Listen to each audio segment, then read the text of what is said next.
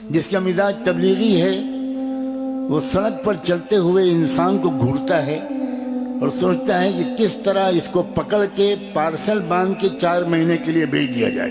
یہ کمبخت زندہ کیوں ہے؟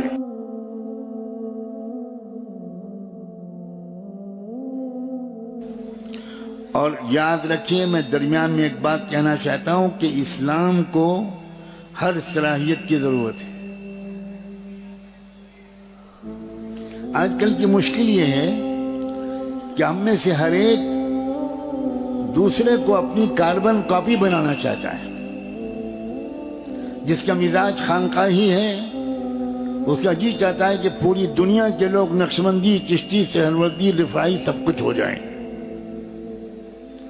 جس کا مزاج تبلیغی ہے وہ سڑک پر چلتے ہوئے انسان کو گھورتا ہے اور سوچتا ہے کہ کس طرح اس کو پکڑ کے پارسل باندھ کے 4 مہینے کے لیے بھیج دیا جائے. یہ کمبخت زندہ کیوں ہے؟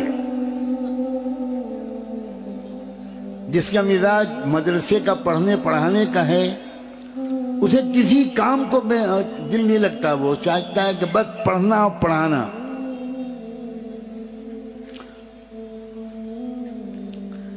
اللہ نے انسانوں کو الگ الگ مزاج دے کر بھیجا ہے. ہم کسی کو اپنی کاربن کاپی نہیں بنا سکتے. کل میسر لما خلق لہ. ہر انسان اللہ کے الگ تخلیقی منصوبے کے تحت پیدا ہوتا ہے. اس سے کچھ الگ کام لینا مقصود ہے. تربیت کرنے والوں کا یہ فرض ہے کہ وہ سامنے والے کو دیکھیں کہ اس کی اصل صلاحیت کیا ہے، اس کا رجحان کیا ہے، اس کا فطری ذوق کیا ہے، اور اسی راستے پر اس کو چلائیں. حضرت معاویہ جس خاندان سے تعلق رکھتے تھے وہ قیادت کا خاندان تھا. بہت زبردست قائدانہ صلاحیت تھی. تو حضور اکرم صلی اللہ علیہ وسلم نے پہلی نظر میں ان کے والد ماجد ابو سفیان کی صلاحیت کو بھی پہچان لیا تھا، اور پہلی نظر میں فرزند ارجمن حضرت معاویہ کی صلاحیت کو بھی پہچان لیا تھا. حضرت ابو ہریرہ کا ذوق الگ تھا، حضرت حسان بن ثابت کا میدان الگ تھا، حضرت خالد بن ولید کا میدان الگ تھا. حضور نے کبھی نہیں کہا حضرت خالد سے کہ ہر وقت تم لڑائی کرتے ہو، کبھی ماجد دیوبندی کی طرح کچھ شاعری بھی تو کرو. کبھی نہیں کہا. اور حضرت حسان سے کبھی نہیں کہا کہ تم ہر وقت بس قوالی گایا کرتے ہو، کچھ تلوار بھی تو ہاتھ میں لو. بلکہ غزوہ خندق کے موقع پر ایک دلچسپ واقعہ پیش آیا. اللہ کے رسول نے مدینے کی خواتین کو قلعے میں بند کر دیا تھا کہ وہ محفوظ رہیں، ان پر کوئی آفت نہ آئے. اور باقی سارے صحابہ تو محاذ پر تھے، مورچے میں تھے. حضرت حسان بن ثابت کو لگا دیا کہ یہاں تم ڈیوٹی دو. وہ میدان جنگ کے آدمی نہیں تھے.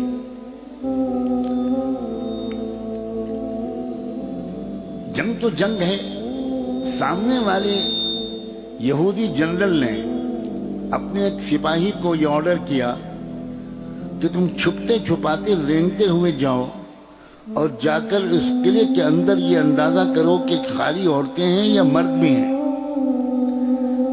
تو آپ نے کبھی دیکھا ہو ایسے ویڈیو، آج کل غزہ کی وجہ سے ایسے ویڈیو بہت عام ہو گئے ہیں کہ یہودی فوجی وہ گھاس کے اندر چھپ کر رینگتا ہوا اس قلعے کی طرف بڑھ رہا تھا. حضرت صفیہ رضی اللہ عنہا وہ سمجھ رہی تھی کہ حسان پر تنہا بھروسہ نہیں کرنا چاہیے، ہمیں خود بھی چوکنا رہنا چاہیے. انہوں نے اس یہودی کو رینگتا ہوا دیکھ لیا اور حضرت حسان سے کہا کہ جاؤ اس کا راستہ روکو، اس کا قصہ تمام کرو. تو حضرت حسان نے وہاں بھی شاعری کی. انہوں نے کہا کہ میں اگر اس کام کا ہوتا تو یہاں ہوتا، تم عورتوں کے پاس؟ میں نہیں کر سکتا، صاف جواب دیا۔ حضرت صفیہ نے ایک لفظ تنقید نہیں کی، وہ سمجھ گئی کہ اس کام کے لیے پیدا نہیں ہوئے، کوئی حرج نہیں، میں کروں گی خود۔ اور وہ باقاعدہ انہوں نے بہت بھاری پتھر اٹھایا، قلعے کی فصیل پر چڑھی اور انتظار کیا کہ وہ رینج میں آ جائے، اور وہاں انہوں نے وہ پتھر اس طرح مارا کہ نشانہ سر پر لگا اور سر پھٹ گیا۔ سیدنا معاویہ کی الگ صلاحیتیں تھیں اور حضور نے ان کی صلاحیتوں کو زبردست طریقے سے استعمال کیا، اور پھر اسی طرح صدیق اکبر نے استعمال کیا۔ صوبے کے صوبے ان کی گورنری اور قیادت میں دے دیے۔ سیدنا عمر نے اور زیادہ اضافہ کر دیا۔ یورپ والے بار بار حملہ کر رہے تھے، جن کو رومی کہتے ہیں۔ تاریخ گواہ ہے کہ وہ یورپ کی طاقت کی کمر توڑنے والے بلا مبالغہ سیدنا معاویہ تھے۔ عجیب طریقے کی ان کی حکمت عملیاں تھیں۔ رومن امپائر کا مقابلہ کیا انہوں نے، بڑی تفصیلات ہیں اس کی۔ ان کی اپنی عمارت کے دور میں عدالت کا اتنا شاندار نظام قائم ہوا، بے حد مثالی جوڈیشل سسٹم۔ کس طرح انہوں نے مقامی اور ضلعی اور علاقائی اقلیمی عدالتیں قائم کی، اور وہ سارے لوگ مقرر کیے جن کو حضرت عمر نے اپوائنٹ کیا تھا، انہی کو دوبارہ عہدوں پر بحال کیا گیا، انہی کو گورنر بنایا گیا۔ مجھے حیرت ہوتی ہے کہ حضرت معاویہ کی مشینری اور عملے کے سارے لوگ، شاید 95-99% وہی لوگ تھے جن پر حضرت عمر کو بھروسہ تھا، وہی لوگ تھے جن پر سیدنا ابوبکر کو بھروسہ تھا، وہی لوگ تھے جن پر سیدنا عثمان کو بھروسہ تھا۔ تو آخر ان کے اوپر کسی طرح کا الزام کیسے لگایا جا سکتا ہے؟ اگر انہوں نے کچھ نئے لوگ داخل کر دیے ہوتے اور سارے پرانوں کو ڈسمس کر دیا ہوتا تو کچھ شک شاید پیدا ہوتا۔ ابھی ذکر آیا سیدنا علی اور سیدنا معاویہ کی جنگ کا۔